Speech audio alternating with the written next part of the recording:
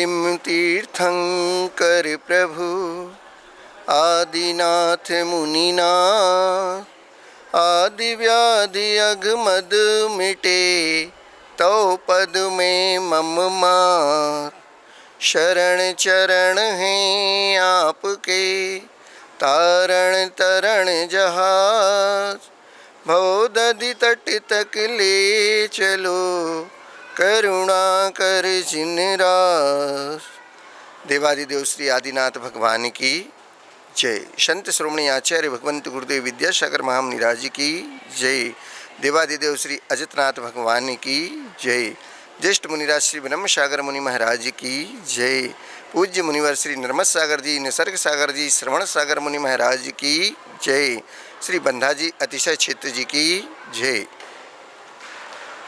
प्यारी प्यारी भव्य आत्माओं, प्रतिदिन की भांति आज हम अपने जीवन को और अच्छा बनाने के लिए यहाँ पर एकत्रित हुए हैं।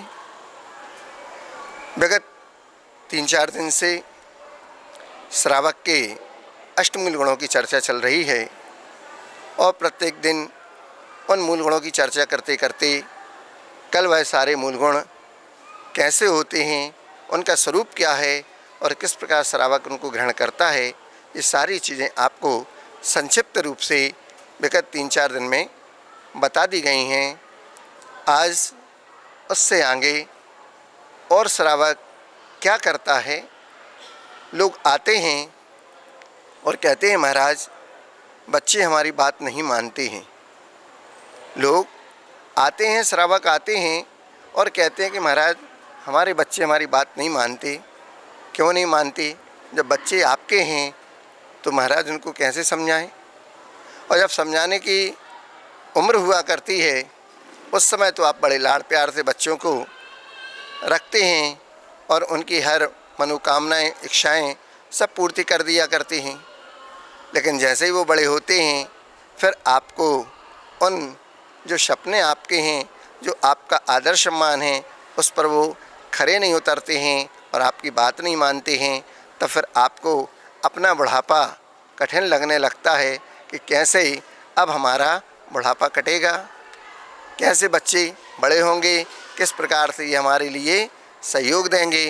तो उन्हें सबसे पहले सत्संगति करना सिखाइएगा, क्योंकि सत्संगति का मूल अभाव होने के कारण ही तो हमारे बच्चे बिगड़ जाते हैं और हमारी बात नहीं मानते हैं।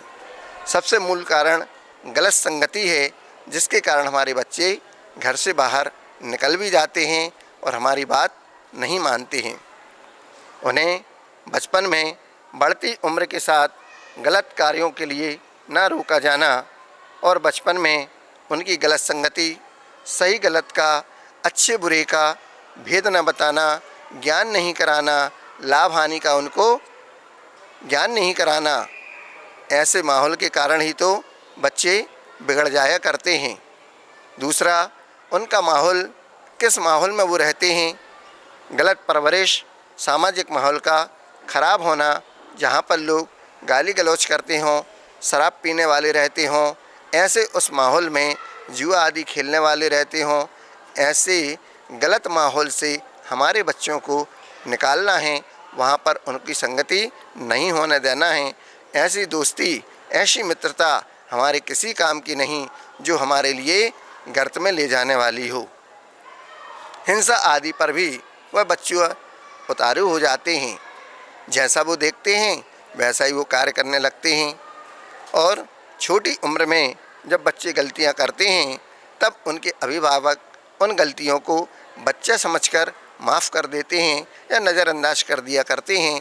तो भी हमें उन गलतियों को नज़रअंदाज नहीं करना है, बल्कि उन गलतियों को देखते हुए, हाँ गलत आप उनके लिए पनिशमेंट ना दें, सज़ा ना दें, इतना ही कर लें कि हम आपसे बात नहीं करेंगे, हम आपको शाम का भोजन नहीं देंगे, हम आपके लिए कोई सहयोग नहीं देंगे, आपका पॉकेट मनी नहीं देंगे, क्योंकि आपने गलती की है। और जब इस प्रकार की हम छोटी छोटी गलतियाँ उनके शुरू से ही नज़रअंदाज कर देंगे तो आगे चलकर वो बड़ी गलतियाँ नहीं बनेंगी।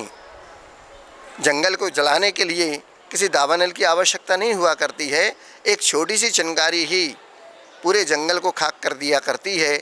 उसी प्रकार से ये छोटी छोटी गलतियाँ बड़ी बन जाती हैं और एक दिन छोटी सी पेंसिल विद्यालय से लाने पर अगले बार वह किसी की पुस्तक, किसी का बैग, किसी का टिफ़िन आदि आदि लेके आता है, बाद में तिजोरियाँ खाली कर देता है और अंत में उसका जेल में निर्वाह हुआ करता है। तो जेल तक ना जाए इसलिए पहली बार जो पेंसिल लेके आया उसी समय उसको आपने हल्की सी सज़ा देकर और बच्चे की गलती सुधार दी तो आगे चल के वो फिर विवेकानंद बनता है, महात्मा गांधी बनता है, महावीर भगवान बनता है, आचार्य विद्यासागर जैसा संत भी बन जाता है। क्योंकि वाल्मीकि के बारे में तो प्रसिद्धि है कि कहाँ वो डाकू थे और कहाँ बाद में ऐसा सुधार हुआ कि ऐसा संत बन गया कि जो हजारों श्लोक प्रमाण रामायण को लिख के चला गया। ये कहलाती है सत्संगति का प्रभाव। तो ऐसे ही वो राजा सूर्यवंश जिसकी कथा चल रही थी वह सद्ग्रस्त श्रावक था, अष्टमूल गुण का धारी था और श्रावक धर्म का पालन करने वाला था, दया धर्म का पालन करने वाला था।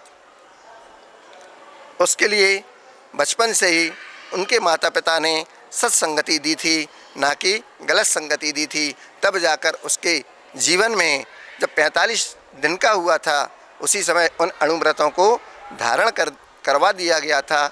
आज वह उन अणुव्रतों को निर्दोष रूप से पालन करते हुए राजा सूर्यवंश अपनी प्रजा का स्नेह पुत्रवत पालन करते हुए धर्मपरायण महारानी के साथ, अर्धांगिनी के साथ अपना जीवन यापन कर रहे थे और सद्ग्रस्त श्रावक धर्म का पालन कर रहे थे। ऐसा वह धर्मात्मा सूर्यवंश जिसके बारे में अष्टमूल गुण का आपके लिए अभी विगत 3-4 दिन से वर्णन किया अपन ने। आज उसी सूर्यवंश राजा का एक और वर्णन आता है कि राजन जब मध्य रात्रि में प्रहरी ने तृतीय पहर का घंटा बजाया और ब्रह्म मुहूर्त प्रारंभ हो गया, तब जाकर महाराजा सूर्यवंश अपनी सैया से उड़ जाते हैं और 9 बार नमोकार मंत्र पढ़कर वहीं पर प्रभु को नमस्कार नमोस्तु निवेदित करते हैं। हे भगवान, आपकी कृपा से आज मेरा ब्रह्म मुहूर्त में उठना सार्थक होने जा रहा है। और उसके बाद सैया से उतरकर नीचे एक आसन पर बैठ जाते हैं। आसन पर बैठकर 9 बार नमोकार मंत्र का जाप करते हैं और पुनः मुँह से उनके प्रतिक्रमण पाठ प्रारंभ हो जाता है। महाराज, ये प्रतिक्रमण पाठ क्या होता है? प्रतिक्रमण का मतलब होता है कि जो अपने स्वकृत पाप हैं उन पापों के प्रति क्षमा याचना करना, उसका नाम प्रतिक्रमण हुआ करता है। अपने अपराधों की जो मेरे द्वारा जाने अनजाने में मन से, वचन से, काय से, कृत से, कार्यत से, अनुमोदना से हो गए हों, उन पापों की क्षमा याचना करने का नाम प्रतिक्रमण हुआ करता है। तो वो कहते हैं सूर्यवंश राजा कायोत्सर्ग करने के पश्चात अपनी सैया से जब उठकर बैठ जाते हैं तो प्रारंभ करते हैं, हे भगवान अरिहंत देव, आपके समक्ष परोक्ष रूप से और प्रत्यक्ष रूप से दोनों ही प्रकार से प्रतिक्रमण पाठ हुआ करता है। जब आप प्रभु के सामने बैठे हों तो प्रत्यक्ष रूप से होता है और जब आप किसी कमरे में बैठे हों तो परोक्ष रूप से हुआ करता है। तो वो दोनों हाथ जोड़कर हृदय से लगाते हुए और प्रभु को अपने मन मस्तिष्क पर विराजमान करते हुए मुख से धीमी गति के साथ उच्चारण कर रहे हैं। बाजू में महारानी भी अपनी सैया से उठकर आ जाती हैं और दोनों धर्मात्मा गृहस्थ महाराज और महारानी दोनों बैठकर उस प्रतिक्रमण पाठ को प्रारंभ करते हैं और मुख से बोलते हैं। जो अष्टमूल गुण के धारी हुआ करते हैं, अणुव्रती हुआ करते हैं, एक देश धर्म का पालन किया करते हैं, वो श्रावक कहलाते हैं और पूर्ण देश से सर्व पापों का त्याग जिनका हो जाता है वो महावृत्ति अर्थात मुनि महाराज कहलाते हैं। तो वो श्रावक धर्म का पालन करने वाले वो अष्टमूल गुण का धारण करने वाले जो अणुव्रती हुआ करते हैं या अष्टमूल के गुण जिन्होंने धारण किए, मध्यमास मधु और पंच उदम्बर फल, रात्रि भोजन का त्याग, प्रतिदिन देव दर्शन करना और पानी छान कर पीना, ये उस श्रावक का धर्म हुआ करता है। वही अष्टमूल गुण का धारी श्रावक कहलाता है। वह बाद में अपने दिन की शुरुआत प्रतिक्रमण पाठ से किया करता है। वो प्रतिक्रमण पाठ कौन सा है? तो कहते हैं, हे भगवान अरिहंत देव, आपके समक्ष मन वचन काय से किए हुए दोषों की आलोचना, निंदा, गर्हा, आत्मनिंदा पूर्वक मैं प्रतिक्रमण पाठ प्रारंभ करता हूँ। हे भगवान, मेरे द्वारा द्रव्य, क्षेत्र, काल, भाव के निमित्त से किसी जीव की विराधना हुई हो, विराधना का मतलब किसी जीव का घात हुआ हो, किसी को पैर से दबाया हो, मन से, वचन से, काया से किसी के मरण की मैंने सोचना हुआ हो, किसी को हाथ से दबा दिया हो, पैर से दबा दिया हो, उसका घात कर दिया हो, जाने अनजाने आदि में, तो भगवान मेरा वह सब पाप मिथ्या हो, क्योंकि मैं पापी हूँ। हे भगवान, मैंने मन वचन काय से कृत कार्यत अनुमोदन, कृत यानी होता है स्वयं करना, कार्यत होता है किसी के द्वारा करवाना, और अनुमोदना होता है किसी के द्वारा किए हुए कार्य की प्रशंसा करके अनुमोदना करना। तो किसी ने हिंसा का कार्य कर दिया हो और हमने उसकी अनुमोदना कर दी हो, जैसे दीपावली आने वाली है और उसके पहले दशहरा होता है। दशहरा में क्या करते हैं? तो बुराई का प्रतीक जो है उसको देखने जाते हैं। और देखने जाते हैं, क्यों देखने जाते हैं? क्योंकि रावण है, उसको हम राक्षस मानते हैं। रावण राक्षस नहीं है, रावण तो महापंडित था, ज्ञानी था, वह तो केवल एक राक्षस वंशी था तो वो मनुष्य ही, और उसकी सोने की लंका थी, वो राक्षस नहीं था, राक्षस वंशी था। पर एक छोटे से कृत्य के कारण सारी अच्छाइयाँ उसकी समाप्त हो गईं, और सीता जी का केवल अपहरण करने के कारण ही तो उसने पूरे जग में बुराई का प्रतीक बनकर प्रतिवर्ष दशहरा को उसका आप क्या करते हैं, आप सब जानते हैं। लेकिन एक चीज़ आप भूल गए कि जिसने, अर्थात दुर्योधन का भाई कौन था? दुशासन। और दुशासन ने द्रौपदी का चीरहरण किया था, उसको तो लोग भूल गए। और रावण ने सीता माँ को हाथ भी नहीं लगाया था, उसके लिए हर वर्ष जलाया जाता है। तो ये बुराई का प्रतीक है। लेकिन जो आप दशहरा में करते हैं, देखने जाते हैं, किसी के द्वारा करवाया जाता वो कार्य, तो कृत कार्यत अनुमोदना से हमें उसका दोष लगता है। अतः हमारे द्वारा, उसके द्वारा एक इंद्रिय से लेके 2 इंद्रिय, 3 इंद्रिय, 4 इंद्रिय, पंचेंद्रिय, और यहाँ पर उनको संताप दिया हो, किसी को सताया हो, दुख दिया हो, तो हे भगवान मेरा वह सारा पाप मिथ्या हो। हे भगवान, मैंने हिंसा, झूठ, चोरी, कुशील, परिग्रह पाप से जो भी पाप संचित किया हो, वो सब पाप मेरा मिथ्या हो।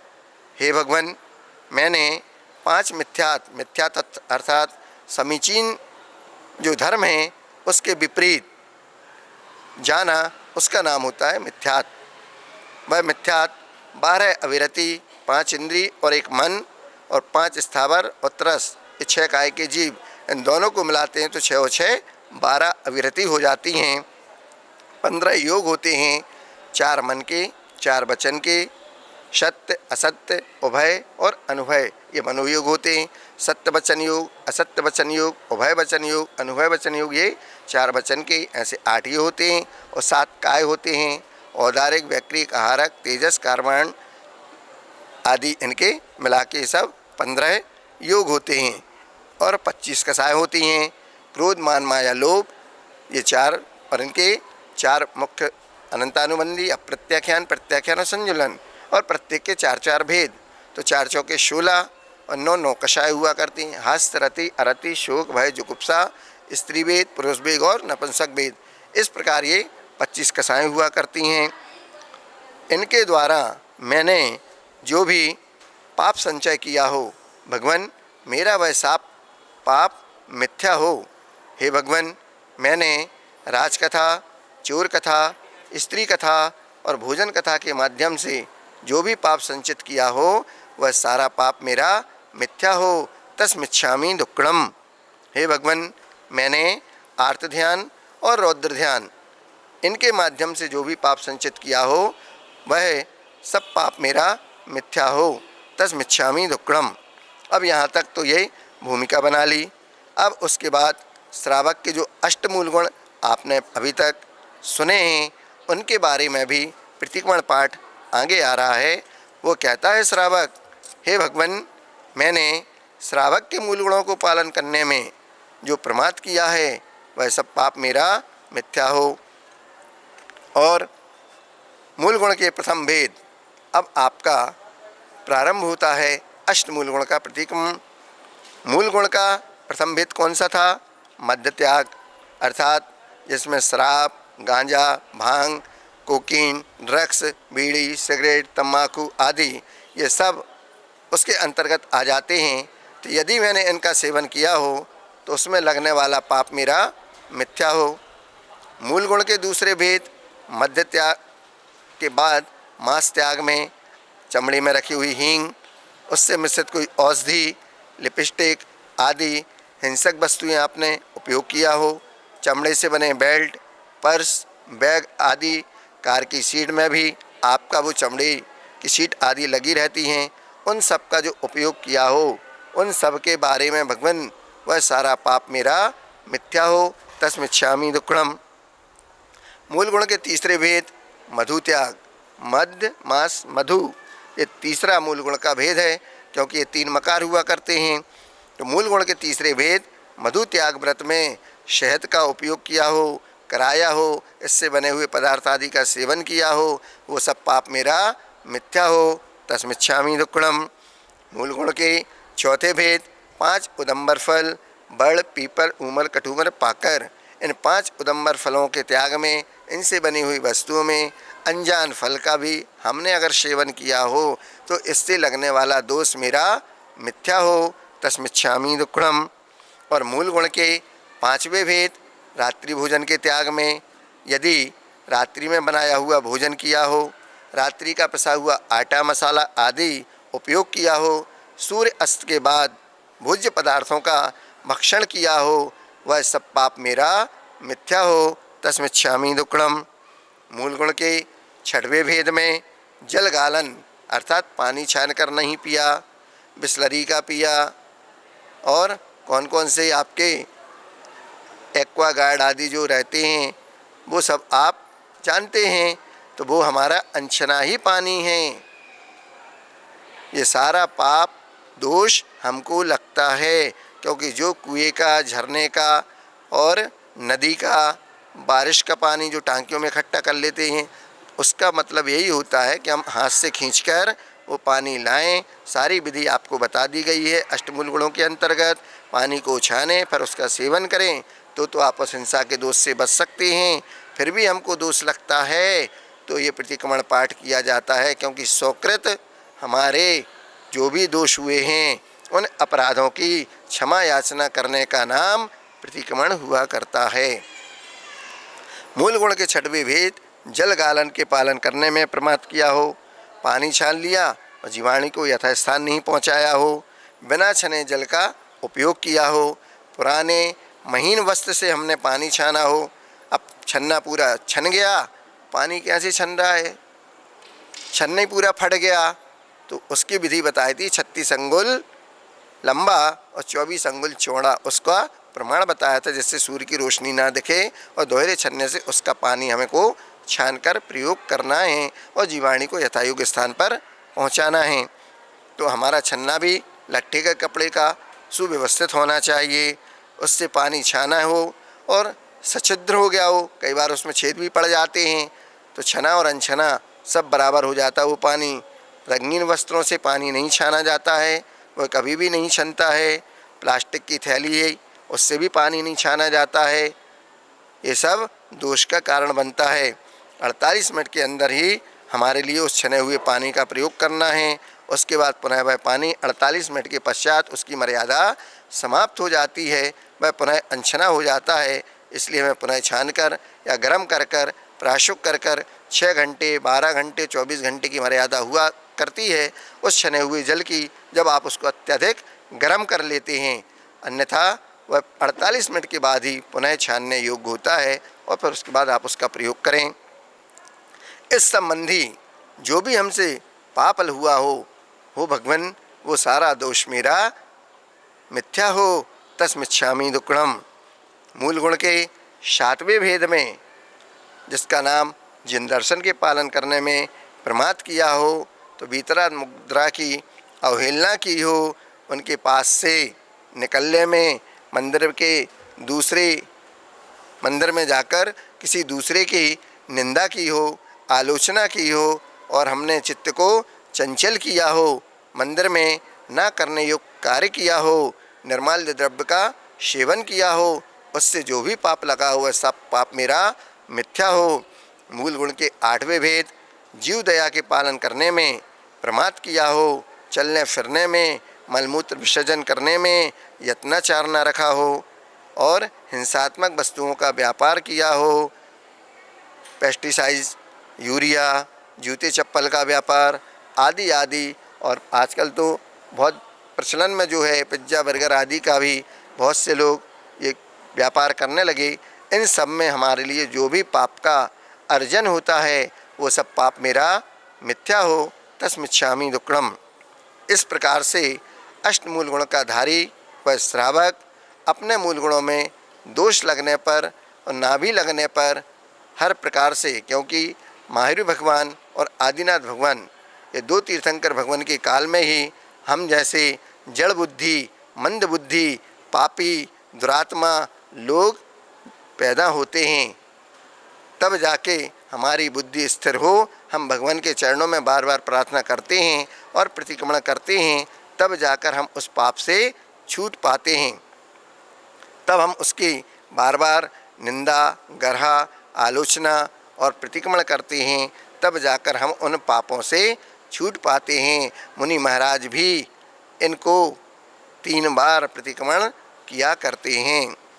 हे भगवान, मैं मन शुद्धि के लिए किए हुए दोषों की आलोचना करता हूँ एवं दोषों से मुक्त होने के लिए पंच परमेष्टि भगवान का चिंतन करता हूँ। इस प्रकार वह अष्टमूल गुण का धारी सद्ग्रस्त श्रावक उस श्रावक धर्म का पालन करते हुए, अष्टमूल गुणों का पालन करते हुए प्रतिक्रमण पाठ को करता है और अपने ब्रह्म मुहूर्त को शुद्ध और निर्दोष बनाते हुए फिर वह भगवान के चिंतन में, ध्यान में लीन होता है, सामायिक करता है। वह सामायिक की विधि अलग हुआ करती है। वह प्रार्थना भी करता है कि जब इसके बाद प्रतिक्रमण पाठ हुआ फिर वह भगवान से प्रार्थना करता है, हे भगवान, प्राणी मात्र के प्रति मेरे हृदय में सदा मैत्री का भाव रहे। सत्वेषु मैत्रीम गुणेषु प्रमोदम क्लिष्टेषु जीवेषु कृपापरत्वम माध्यस्थ भावम विपरीत वृत्तौ सदा ममात्मा विदधातु देव। भगवान, सभी जीवों के प्रति मेरा मैत्री का भाव है, किसी से मेरा कोई राग द्वेष नहीं है और सबके प्रति माध्यस्थ भाव भी है। न किसी से राग है न किसी से द्वेष है। सबका अपना अपना पुण्य पाप है, सब अपने अपने कृत कार्य अनुमोदना से कार्य करते हैं। मैं किसी का कर्ता नहीं हूँ, मैं किसी का स्वामी नहीं हूँ, मैं किसी का भोक्ता नहीं हूँ। जब संत श्रोमणी आचार्य भगवंत गुरुदेव विद्यासागर जी महामुनिराज इतने सारे मुनि संघ के गणनायक होकर, जो विश्व में केवल एक ही ऐसे संत हैं जिनके चरणों की गंधोदक, उनकी रच को पाने के लिए हर जीव लालायित रहता है, ऐसे विश्व के शिरोमणि सिरमौर संतों के सरताज आचार्य भगवंत गुरुदेव विद्यासागर जी मुनिराज हर दिल में वास करते हैं और हर दिल का व्यक्ति उनको नाम लेते ही चेहरे में प्रणाम के भाव आ जाते हैं, श्रद्धा भक्ति के साथ सिर झुक जाता है। ऐसे तपस्वी साधक आचार्य भगवंत हैं। वो भी कहते हैं कि मेरा किसी से कोई भी, न मैं कृत से, कार्य से, अनुमोदना से, किसी से भी स्वामित्वपना तो उनके पास है ही नहीं। सबको सब कुछ देते हैं उसके बाद भी मैंने कुछ नहीं किया, सब प्रभु की और गुरु की कृपा है। सब कुछ वो अपने गुरुदेव को समर्पित कर देते हैं। ऐसे निष्प्रही संत हैं आचार्य भगवंत गुरुदेव। वो भी कहते, हे भगवान, प्राणी मात्र के प्रति मेरे हृदय में सदा मैत्री का भाव है। गुणी जनों को देखकर मेरे हृदय में सदा प्रमोद भाव है। दुखी जीवों को देखकर मेरे हृदय में करुणा का भाव रहे। पढ़ते हैं, दुखी जनों को देख मेरे हृदय में करुणा प्रेम उमड़ आवे। आचार्य भगवंत गुरुदेव हाई को देते हैं कि दूसरों की पीड़ा आपकी करुणा की परीक्षा लेती। दूसरों के दुखों को देखकर हमें अपने हृदय में वो करुणा, वो प्रेम, वो वात्सल उमड़ना चाहिए। तब जाकर आपको आपकी करुणा और वात्सल और दया के द्वारा आप मानव हैं कि नहीं हैं ये पता चलता है। सुख में तो सब कोई भूल जाते हैं, लेकिन दुख में भी जो आपका साथ दे दे, सही साथी तो वही कहलाता है, सही मित्र वही कहलाता है। इसलिए हमें भी ऐसे सारे जीवों के प्रति मैत्री का भाव रखना चाहिए और उनकी सहायता करना चाहिए। अपने से विपरीत चलने वाले जो दूसरे हैं उनके प्रति भी मेरा सदा माध्यस्थ का भाव हो, राग द्वेष का भाव नहीं होना चाहिए। पर प्रार्थना करता कि भगवान मेरे दुखों का क्षय हो, संसार के सभी प्राणियों के दुखों का क्षय हो और उनको भी सुख शांति की प्राप्ति हो, उनको भी लाभ मिले। फिर वो कहता है कि मेरे भी दुखों का क्षय हो, मेरे कर्मों का क्षय हो, बोधि की प्राप्ति हो, समाधि मरण हो और जिन गुणों की प्राप्ति हो। वंदे तद्गुण लब्धये, जो गुण भगवान आपने प्राप्त किए वो गुण मुझे भी प्राप्त हों, इसलिए तो आपके चरणों में आया हूँ। हे भगवान, जब तक मुझे मोक्ष की प्राप्ति ना हो तब तक आपके चरण कमल मेरे हृदय में और मेरा हृदय आपके चरण कमलों में लगा रहे। इसके अलावा और मुझे कुछ नहीं चाहिए। हे भगवान, मन वचन काय की चंचलता में जो भी दोष लगते हों वह सब आपकी भक्ति के प्रसाद से मिथ्या हों, दूर हों। हे भगवान, मैं सभी अरहंत सिद्ध आचार्य उपाध्याय सर्व साधु भगवंतों को नमस्कार करता हूँ। अकृतिम जिनचैत्यालय जिनचैत सर्व नवदेवताओं को, अतिशय क्षेत्रों को, सिद्ध क्षेत्रों को मन वचन काय से बारंबार बारंबार बारंबार नमस्कार करता हूँ, नमोस्तु करता हूँ। इस प्रकार से वह सदग्रस्त श्रावक अष्टमूल गुणों का पालन करते हुए, प्रतिक्रमण का पाठ करते हुए अपने दोषों की क्षमा याचना करता है। ऐसा वह जीव दया का पालन करने वाला श्रावक जो पक्षपात से भी रहित हुआ करता है, क्योंकि जीव दया का पालन करना जन्म जन्म में शाता का ही बंद कराता है। कभी भी आपको असाता का, दुखों का बंद नहीं कराएगा। हमेशा सुख शांति ऐश्वर्य का, शाता का, सुखी जीवन का ही वो बंद कराता है। ऐसा यह दया धर्म का पालन करने वाला वह सदग्रस्त श्रावक हुआ करता है, पक्षपात से रहित होता है। आज युद्ध के मुहाने पर सारा विश्व खड़ा हुआ है। हर देश आज युद्ध चाहता है, अपने आप का विस्तार करना चाहता है। देखिएगा, चाहे वो अफ़गानिस्तान हो, पाकिस्तान हो, अमेरिका हो, हमास हो, आदि आदि सारे देशों में आप फिर भी भाग्यशाली हैं कि आप सब सुख शांति से बैठकर यहाँ पर धर्म ध्यान कर पा रहे हैं। प्रभु का अभिषेक, शांति धारा पूजन, गुरुओं को आहारदान, वैयावृत्ति आदि स्वाध्याय सब कुछ कर पा रहे। ये सब हमारा शादी से पुण्य कर्म का उदय कह लीजिए। भली पंचम काल है, लेकिन फिर भी संत श्रोमणी गुरुदेव विद्यासागर जी महामुनिराज का आशीर्वाद और उनके द्वारा दीक्षित सारे शिष्य समुदाय का, साधु भगवंतों का, आरिका भगवंतों का, सबको आपके नगर में चातुर्मास आदि का जो लाभ मिल रहा, उनसे जितना अधिक से अधिक हो ले लीजिएगा, क्योंकि अब गिनती के 30 दिन ही शेष रह गए हैं।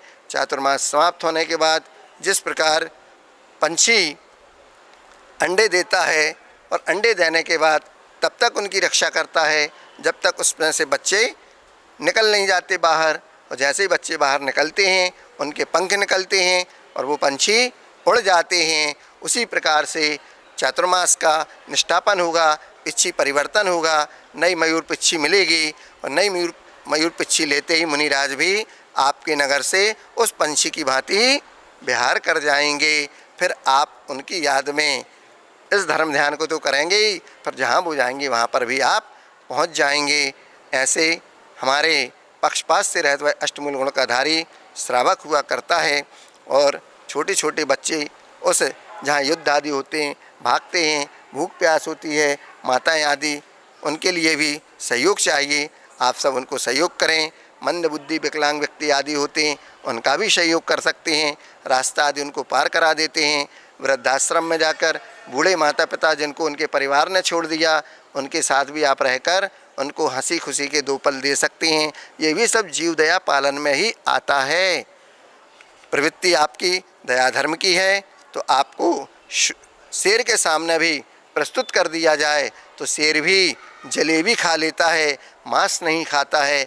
ऐसा उदाहरण दीवान अमरचंद जी का है, जो जयपुर के थे। और जयपुर में उनके नाम से जोहरी बाज़ार में दीवान अमरचंद जी के नाम का जिन मंदिर बना हुआ है, आप उसको भी देख सकते हैं। हमारे दैनिक कार्यों में कितना दया धर्म है, कितना हम पाप कार्य करते हैं, ये सब आप देखें और चिंतन करें, तो हम अपने उस दया धर्म का पालन करते हुए, अहिंसा धर्म का पालन करते हुए अष्टमूल के धारी सद्ग्रस्त श्रावक निश्चित एक एक कदम आगे बढ़ते हुए अंत में महाव्रतों को धारण करने वाला मुनिव्रत भी प्राप्त कर लेंगे। इस मंगल भाव के साथ अहिंसा परमो धर्म की आचार्य भगवंत गुरुदेव विद्यासागर महामुनि राज की जय।